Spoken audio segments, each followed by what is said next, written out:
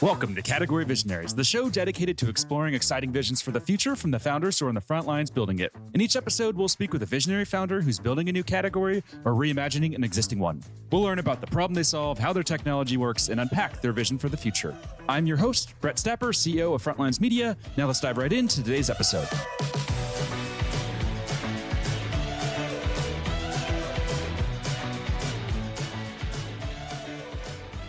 Hey everyone, and thanks for listening. Today I'm speaking with Chris Golec, CEO and founder of Channel99, a B2B marketing platform that's raised $5 million in funding. Chris, thanks for chatting with me today. Thank you for inviting me. Yeah, no problem. So to kick things off, can we just start with a quick summary of who you are and a bit more about your background? Sure, no problem. I grew up in Michigan and I was a chemical engineer in Detroit, which is a recipe for a really boring career. But I found my way out to the East Coast. I worked for DuPont and GE, and then 1996, I started my first software company called Supplybase with two other guys from GE. And that was a supply chain software business kind of serving B2B. And back then in 1996, people didn't even know what B2B was. You had to define it. And anyways, we sold the business in 2000. And I was frustrated as a B2B person that there was no marketing technologies out there. And so I started a company called Demandbase, which is really focused on helping B2B marketers generate the right accounts in their platforms. And the account-based marketing category was born. And it took years to really get off the ground. But today, there's multiple companies now serving that category, and it's growing successfully. And I left Demandbase as an employee just a couple of years ago to start my new company, Channel99, which is really focused on helping B2B marketers measure what's working, what's not, and looking at business outcomes and do a much better job at measuring the dollar efficiency of their spend. So really excited to be here and get that company off the ground. Actually, it was the original vision of Demandbase, believe it or not, in 2007. It was just way too early. The market wasn't ready for it. And I know this is a hotly contested term, but who coined the term account-based marketing? I had Mark Organ on, and I think he said that, he was very involved in that. Next week, we're speaking with, I'll probably get his last name wrong, but Sangram Vidge, you know what I'm talking about, from Terminus? Yeah, no. What, Mark? I would say ABM has been around a long time in practice. When I was at GE, I was kind of the account-based guy for Apple Computer. So the reality is, it doesn't matter who coined the term, but I would say that we definitely pioneered the ABM technology category, and we were batting around different ideas from target account marketing or ABM, and we really locked into ABM, and it took off. Finally, it was surprising how long it took, to be frank. Interesting. Now let's talk a bit about Supplybase. That was the company that you launched in 96. You sold in 2002. What was it like building technology companies back then, and the boom, and then I guess the bust? Yeah, well, interesting story. B2B wasn't sexy. Everything was about B2C. It was all Yahoo and Amazon and obviously very successful businesses. So, B2B became sexy in 2000, and so did supply chain software. Everybody knows what supply chain is today, of course, but it wasn't that popular. And when it became popular, we ended up selling the business. And I'm proud to say we sold the business the day the market peaked on March 13th, 2000. Lucky timing, but, we had the foresight to know that it was better for Supplybase to be part of a larger solution than to try and go it on our own. Even though a lot of the venture guys on the board were like, we're leaving billions of dollars on the table. Thankfully, we did not try and stick it out, because I think it would have been a rough road. Yeah, makes sense. And that's smart. And talk to me about leaving Demandbase. So obviously very big company, very successful, very influential. And I see you were there, 13 years before you stepped down from that role.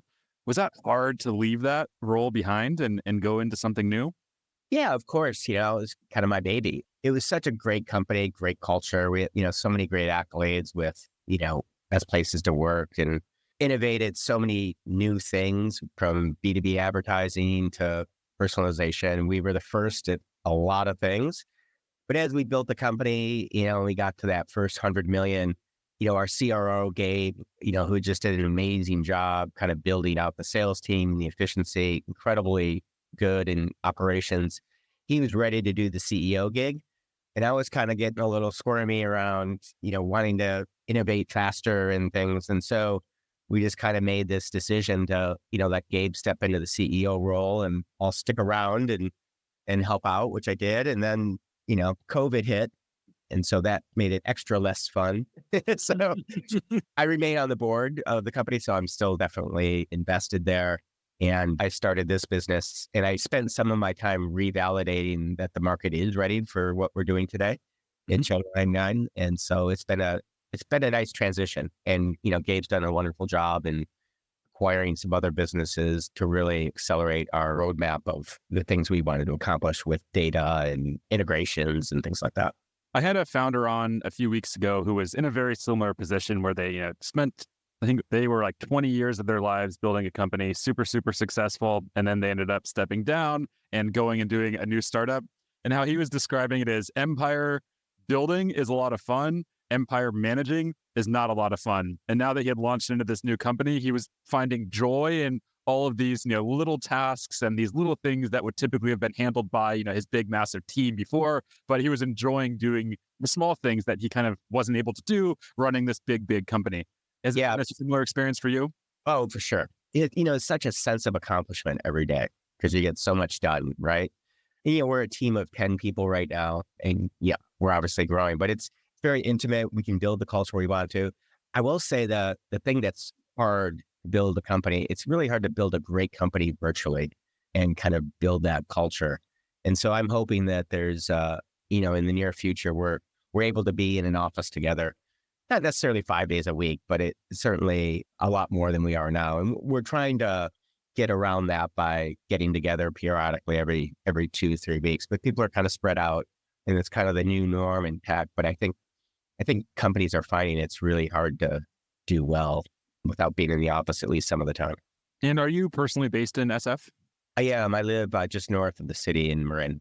Oh, nice. Marin's so beautiful. I'm jealous. I was thinking about moving there, and instead we moved to a financial district. But my fiance and I were heavily debating Sausalito, and it's just such a nice place out there. Yeah. I love the city, though. I love coming back, and really excited.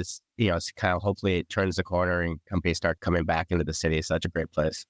Yeah. It looks like it's coming back to life. When I go walk my dog some days, I'm like, all right, this is looking better than it was 6 months ago. And every month seems to be getting more lively. And there's business going on, there's activity, there's humans. So that's good. My question on San Francisco, obviously you've read the media articles, I'm sure you've seen the buzz that SF is dead, Silicon Valley is dying or decaying, and that whole kind of narrative that's out there. Do you think that's true? Do you think we're actually seeing a major decline in Silicon Valley and SF and the influence that this region has on tech? What's your take there? I think it's partly true, maybe. Yes, there are companies that have moved and people are more open to hiring people outside of the Bay Area. But, there's just such an ecosystem of innovation. I'll start with the venture capital, the majority is in the area, and a lot of the talent and just the kind of the startup mojo. It's just rooted in Silicon Valley. And so I think that would take a long, long time to go away. But I do think it is getting more diversified. But I think, the Bay Area is still home to so many of the startups and so much of the funding. Let's say if you were 23 years old again and you could choose anywhere to go start a company, would it be Silicon Valley and the Bay Area? Maybe. I love this area. I'm also looking at, as far as where we put our headquarters eventually, potentially looking at Utah and other places where the cost of resources is less. And maybe instead of having one big HQ, you have distributed offices where you might have an engineering team here, an SDR team in a different location. I think it's hard to get it all right with everybody at home, especially things like, SDR and selling functions, because those organizations learn so much from each other. And I often find that like SDR teams that are really distributed, they're also missing out on one of the best times of their professional career. Like think about it. As you said, you're 23. So many of your best friends and your best times are going to come from the people you work with, right? And so I do feel like some of those functions people are missing out in their professional and personal lives by not being in the office. May not be a popular opinion, but that's how I feel. I agree with you 100% there. And I think more and more people are coming around to that idea. I get it that maybe, like I'm 33 years old now. I feel like maybe my time of, wanting to be in the office 40, 50 hours a week, that's probably gone down. But I spent a lot of time in offices when I was, 20 to 30, and I loved that time. Obviously, it would have been nice, I think, to work from home, but the relationships I built in that period and just the chance to really learn from the people that I was working so closely with, it just would never have happened on Slack. Just it's not really possible, at least from my perspective. So that definitely resonates a lot. No, that's great. I agree. Now, a couple of questions that we like to ask, really just to better understand what makes you tick as a founder. So first one is, what founder or CEO do you admire the most, and what do you admire about them? I could give you the easy one like Steve Jobs because, obviously he's passed, but he's pioneered such different industries and been wildly successful at doing it, whether it's digital animation or music or computing. But, I guess more current, I really admire, Benioff for what he's done, not just in building CRM, but the whole community and how he's taken a very human approach to it, invested back into the city and the children's hospitals. And he does what he says he's going to do. I don't know him personally, but I've always admired kind of his approach in building that company and community that we all know very well today. Nice. Yeah, that's one of my all-time favorite books, Behind the Cloud, and really just his view and perspective on declaring war, having an enemy, and how he really positioned Salesforce and depositioned others. I think he's a brilliant leader. Yeah, I agree. What about podcast? Other than Category Visionaries, is there a go-to podcast that's your favorite? There's a guy I hired as our chief product officer. His name is Avanish Sahai, and he ran App Exchange for Salesforce. And he has this newer podcast that's called The Platform Journey. And he just has really insightful guests and things. So I enjoy that. I also really like, I don't know if it's a podcast, but Nick Mehta, who you may know, does a really good blog. And he's also just very human about what's working, what's not. And I think his balanced point of view on most topics that he gets asked are just really insightful because he looks at what didn't work and what worked better. And he's just very transparent. And I've lived a lot of the things that he talks about. So I really enjoy reading that because it's, very relatable to me personally. Nice. Yeah, I follow him as well. And he's great and really fun and very engaging and have learned a lot. Now, let's switch gears and let's talk about the company. So we call this the pitch. So it's, the problem you solve, who you serve, and really what that product does. So can you just give us a high level overview? Yeah, I'll start kind of from the very top. And people are talking about efficiency in marketing. And the reality is B2B marketing is inherently inefficient, meaning most companies only sell to 2 or 3% of the companies out there because they're targeting a certain industry, a certain size company, and they're selling into tens of thousands of companies, not millions. And so most of their web traffic and the things that they're doing, only 15, 20% of the companies on their website have a potential of buying anything. And the visibility into that is just very limited. And so what we're trying to do is really understand what's more efficient, where are there inefficiencies, how to improve, but also layer in, I guess, the dollar and what you're investing into that so that you can understand on a very level playing field what's working and what's not. And what is the rest of the industry doing? Am I average? Am I above average? Am I best in class? And you may be in certain areas, but you're probably not across all different channels and vendors. And so we're trying to bring the real source of truth to B2B marketing, much like Adobe has done in the B2C world. But in B2B, there is not a single platform for managing and measuring all your vendors and channels. So it is kind of like a supply chain meets MarTech play. And the reception from customers has been fantastic because they're always trying to do bake-offs and comparison and where should I spend more or less? And especially now, if they're trying to reduce dollars, where do they cut spend and have the least impact on pipeline? And so it's all those types of answers that we're solving for.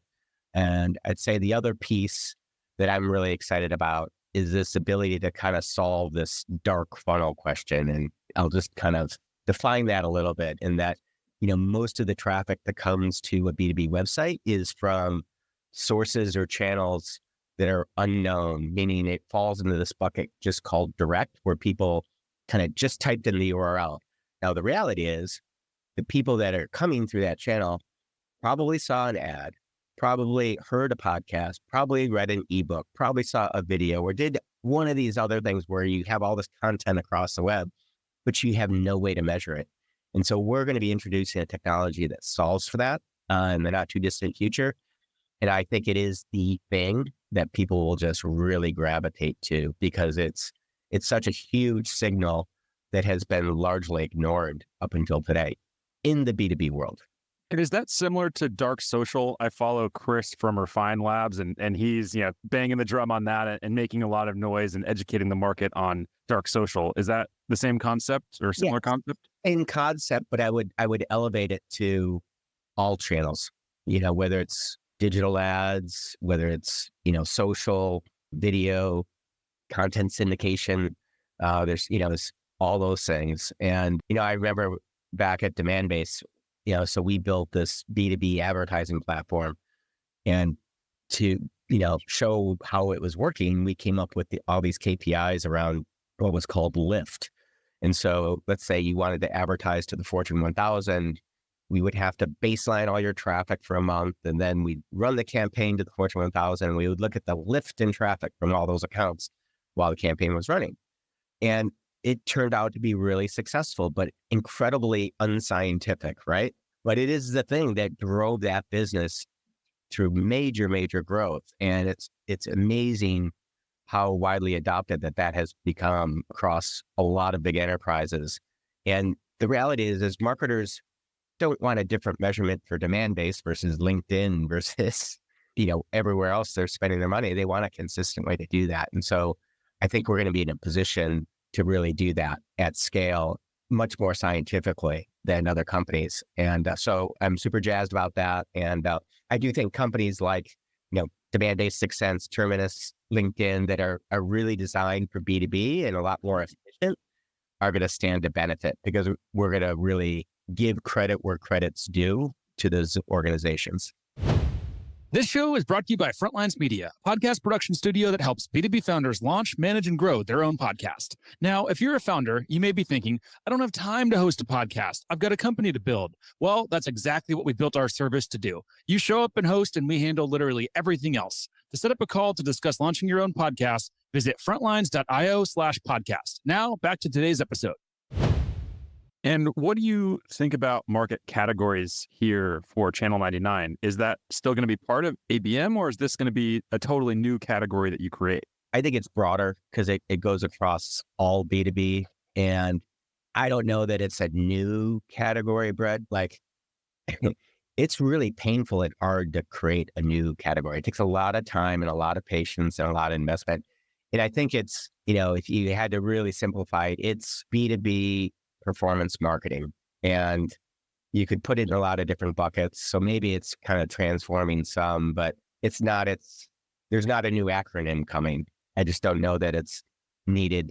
And I can tell you from at least my early customer interactions, everybody gets what we're doing. They know the problems we're solving. Like ABM was a little bit more of a head scratcher for people when we first rolled it out. And so I guess it would be more transformative of existing categories than its own unique thing. I'm glad you say that, because I think it's very important for founders to hear that. Right now, all across LinkedIn, the sexy thing to do is to go out and create a new category. And what I've seen, and some of the founders I've talked to on the show, when they talk about it, they're not really creating a new category. They just have, some features and some cool capabilities that are a little bit different, maybe a little bit better from what's already on the market, but that doesn't justify trying to go out and create a new category. And I think that, or I hope that more founders start to really buy into that idea that they don't have to chase category creation. That there's nothing wrong with looking at an existing category and saying, this is broken, this is flawed, let's redefine it. And that's a massive market opportunity. And then just pursuing that, which sounds like that's exactly what you're doing, right? With B2B performance marketing, you're just going in and saying, hey, this is established, but it needs to change, and we're going to redefine it. Exactly. Makes a lot of sense. Now, talk to me about your first paying customers. Obviously, securing those first deals is always difficult. How did you acquire them? What was going on there, and what did you learn from that experience? So we're just in that motion actually right now. And so the first product we rolled out last December was actually a free product. And that free product is really helping people understand kind of what's working, what's not, and providing them benchmark data and how they're compared to the rest of the industry. And so basically, people can come to our website, they can sign up for a service where they set up their total addressable market. So they, select the industries they sell to, the size of companies and the regions. We give them a tag. They can place it into their website, Google Tag Manager, or whatever they use. And within the next day, they can start seeing their traffic, where it's coming from, and the quality of that traffic by channel, and then how it compares to industry average. So it's very insightful. It's an easy way to get people adopted. And that's kind of step one. And that's free service will continue. The product that we're rolling out, it's not commercialized yet, but will be next month, is where we then start consuming what are you spending to generate that traffic and what are the business outcomes as it relates to building pipeline. And when you tie all those three things together, digital signal, vendor spend, business outcomes, now you have something way more powerful and can quickly see that, gosh, the percentage of budget that I spend on this channel or vendor versus the impact or the pipeline influence is totally mismatched. It'll make decision-making a lot more scientific and really start bringing finance into the mix with metrics like, what am I spending to generate a new pipeline opportunity? Sounds pretty simple. Some companies do it, but the majority are still stuck in this world of MQLs and SQLs, which finance people and salespeople don't care about those things. They want predictability on pipeline. They want efficiency and when the dollars are spent, and they want to eliminate waste. And that's what we help do. Is the MQL dead? I keep seeing that a lot on LinkedIn as well. It's always a red flag for me when somebody talks about it. So. And can you talk to us what's broken about MQLs and just expand on that a little bit? I think that could be helpful for the audience listening in. Yeah. So, a marketing qualified lead, I'll define what it is because some people say marketing questionable lead. It has a different meaning at every company. And what's even worse is within a company, it often changes. So it's hard to look at results over time. And people build spreadsheets. If I generate 10,000 MQLs and 25% turn into SQLs and another 10% turn into opportunities, people start getting measured on MQLs and volume and cost.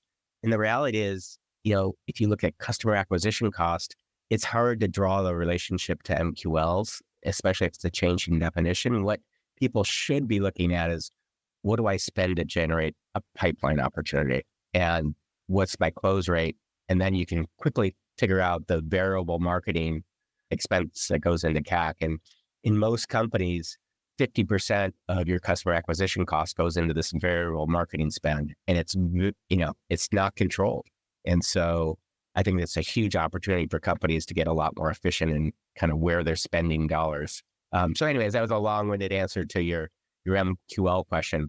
I think it's important, but you should never measure your organization around it and, pay people on MQL. You should pay them on pipeline and the things that sales and finance and the CEO cares about.